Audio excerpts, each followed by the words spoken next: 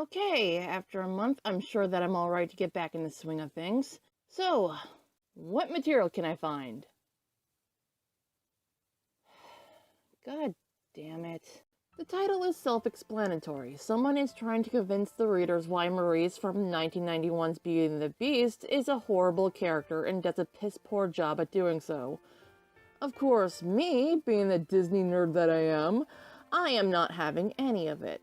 Let me make it clear that if you come up with a theory about characters being good or bad, that's fine. I'm a sucker for Disney theories and Easter eggs. Most of the time. Anyway, let's get into it and see why Maurice is so bad. Between my toddler years and in my mid-20s, I've probably watched Beauty and the Beast more times than would be socially acceptable. In some respects, I know the movie by heart, and, in others, I feel like I'm still discovering new angles on the fairy tale classic. Through the goggles of adulthood, I've recently discovered something unacceptable. Although the misogynistic tendencies of Gaston are the most frightening part of the movie, it's very possible that Belle's father Maurice is the true villain of Beauty and the Beast. Okay, villain is a very strong word there. Villainy usually involves cunning and power, and Maurice is kind of just a hapless idiot. Even so, his idiocy pretty much causes every main conflict in the entire film, bottom to top. Like, this is why it's just easier to kill off Disney parents before the plot really starts, you know? But nope, like a cockroach, Maurice survives the movie thanks to the ceaseless efforts of his too wonderful daughter. Lord knows he doesn't make it easy for her, though. Unconvinced, let me just deliver a dozen things to consider when it comes to Maurice's role in Beauty and the Beast, and then try to argue that he's not the instigator of everything that goes wrong. 1. He helps further alienate his daughter from the other members of the poor provincial town. Belle has a reputation for being strange but special, and that sets her apart from the rest of the community. I think she could definitely leverage herself to a better social position if she also didn't have the inventor's daughter stuck to her resume. Maurice is strange but awful, and not able to invent anything that isn't ridiculous. Hot chick who reads, however, is a workable brand. Trust me, I know, this dude is holding her back. The movie just started at this point, and we have yet to be introduced to Maurice, so I don't know why you're calling him awful.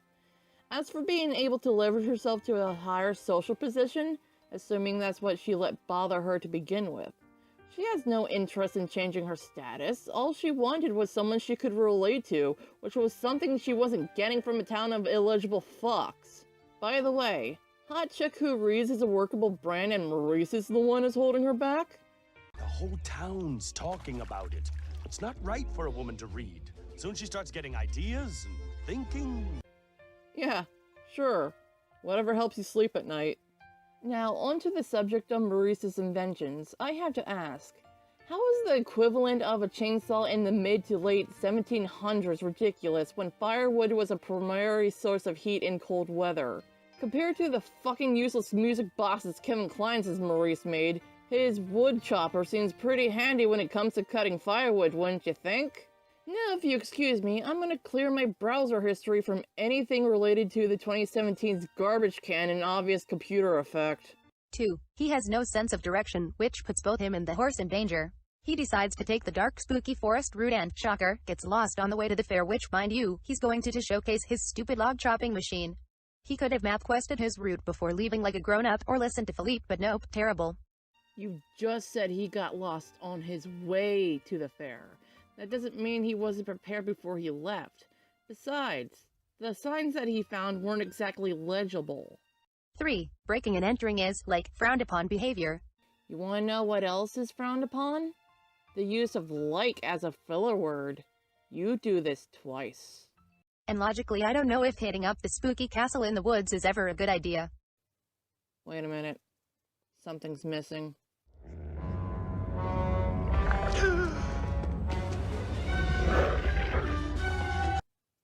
You left out context! Why in all fuck did you make it sound like Maurice just found the castle and trespassed on the property without reason? He was running from a pack of wolves, then it started to rain. Shelter, or being torn apart by vicious wild animals while it's raining. Well, I better not intrude. It's a spooky castle in the middle of nowhere. 4. Also, this, so rude. Poor Cogsworth. Okay, I'll give you that. Even as a kid, I did feel bad for Cogsworth. But, gee, if you took into consideration the context you left out, you could have known that he was being used as comic relief.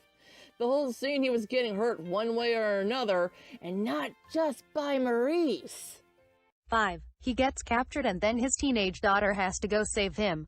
After poor Philippe runs to her, saving his ass from a life of imprisonment. 6. Sure enough, said teenage daughter gets taken in as a slave life partner for a hideous monster as a trade-off.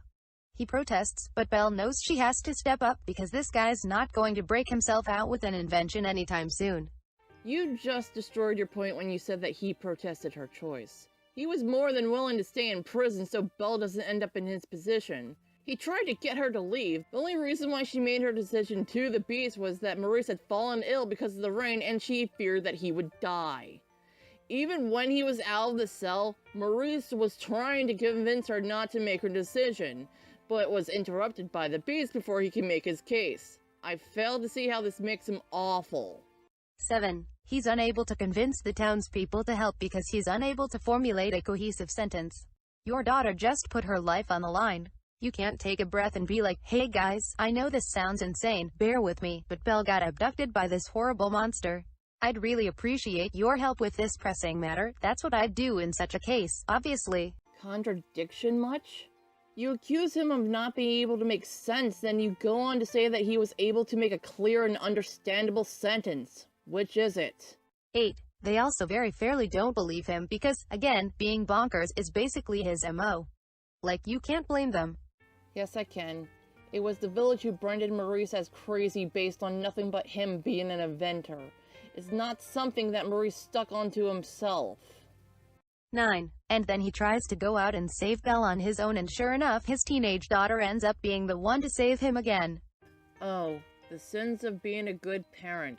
Trying to save your kid when you're not doing too well health-wise to the point of exhaustion. God forbid Belle would have done the same for her dad. For shame, Maurice. Burn in hell, you wretched piece of human trash. Which also interrupts her date. How rude is that?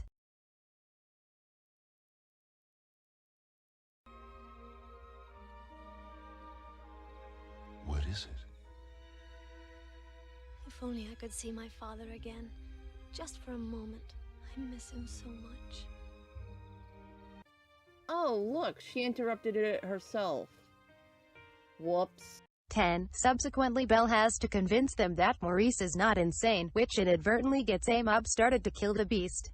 And that's a whole mess that Belle, once again, has to clean up. You know, Belle didn't have to show the mob the mirror. She had two other options. Granted, both of them was something that she preferably not do. Have Maurice be sent to the asylum, or marry Gaston. Now, let's pretend that she didn't have the mirror where she had no proof Maurice wasn't insane. How would she get out of that tight situation? Have Maurice be sent to the asylum and she'll still, in a way, maintain her freedom? Or marry Gaston where she loses her freedom and her father stays safe? Either way, she's screwed. While we're on the subject of what-if scenarios, why didn't Belle merely bring Maurice back to the castle? She would avoid the whole mess if she did that instead of returning to the village. As for the mob attacking the castle, or as you call it, Belle cleaning up the whole mess, Maurice wasn't the one who showed them the beast, now was he? 11. And at the end of the day, it looks like he signs off on his teenage daughter getting married to the man who imprisoned them both. That just feels like questionable parenting. Never mind that the guy was a changed man for the better by the end of the movie. No, only focus on the fact that he imprisoned them both. I'm sure you're not missing anything essential. Like the fucking message. Okay, so I guess you could still argue that everything ended up alright, and you could even argue that, without Maurice, there wouldn't be any film. I feel you. Mom, it's touching me! All I'm saying is you should definitely watch Beauty and the Beast again sometime soon, and just try not to get infuriated by all the drama he causes. Oh, I feel that would be impossible. Not because of Maurice's actions, but because I'll remember this awful article. You push blame onto Maurice for things that he didn't do, or demonize him for things that he was supposed to do. Like alienate Belle from her peers, or unable to convince the town that she was being held against her will because they branded him as insane, or find shelter after being attacked by wolves. You twisted things that happened to make him at fault, and let's not forget you even left out context a few times for whatever reason. I'm sorry, but I'm not convinced that Maurice is this evil man that you tried to make him out to be, and hopefully no one else was convinced either. There's a character with bad luck, then there's whatever the fuck you tried to accomplish because you were looking too deep into Maurice's misfortune. I'm not even going to go into depths with your grammar mistakes. All I can say is that if you ever write something like this again, Grammarly will help you. At least then you can refrain from having high premium alerts with the program. Okay, I'm officially done with this article. I feel you. Unless your name's Davi Diggs, I don't want you to feel me. Ah, I tricked you. You thought I was going to mention Hamilton.